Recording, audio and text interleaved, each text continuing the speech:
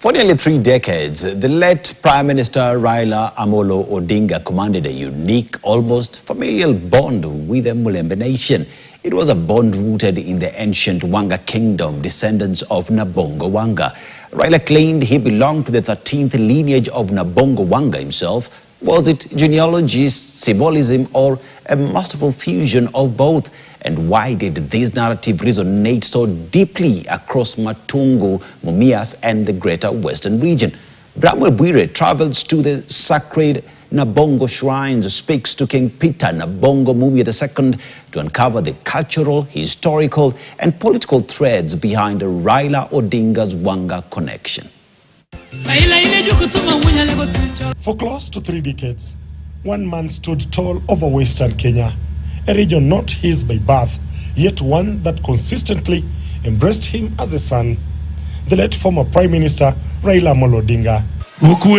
A name woven not only into national politics, but according to him, into the lineage of the ancient kingdom, the 13th lineage of Nabongo Wanga. Some of the visitors were white, some were... We journey into the heart of Matungu to revisit the lineage, the politics, and the enduring bond between the late Raila and the Mulembe nation.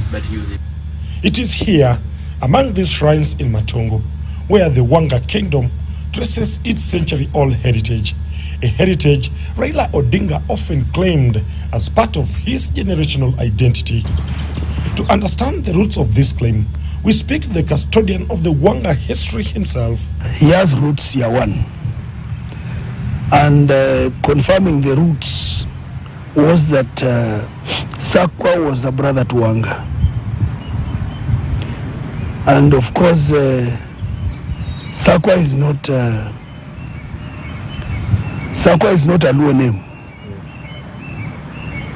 You can find Sakwa in Wanga. You cannot find Sakwa anywhere else apart from Bondo. Just Sakwa. So you find, if it is in Bondo and it is in Wanga, that means these two people are brothers. The king says Raila always respected Wanga custom, attended cultural events, and knew their history very well. He actually valued culture. When we were opening this culture center, we invited him to come and open the culture center. He actually did without questioning. And also, when I had my celebration for 50 years last year, and 1,000 years of this kingdom, we invited him. He was supposed to come, but he didn't come because he said he had been away on safari. He'd just come back and he was feeling tired, so he wanted to rest. But he made sure he sent the representatives who are here with us. And also, when it comes to culture, even you remember, he used not to miss the Maragoli Cultural Festival, which is there annually. He used to attend it. I've attended it with him several times. So you can see, being in Maragoli and being here is all the same. King Peter also clarified on why, of all Jaramogi Oginga Odinga's children, Raila was the most vocal about ancestral ties to the Wanga Kingdom. And you see, some people, even if they have roots for another tribe, you will find they don't want to identify themselves because politically they think they'll be sidelined. But for Raila, you can see, he never considered that as a fact. And he used to say it openly.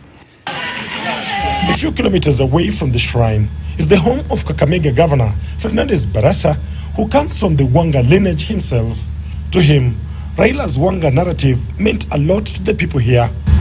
One thing that we need to understand is Baba really knew how to connect his lineage. He was a very good mzee. Could this narrative be the reason why Raila commanded Western Bloc for so long?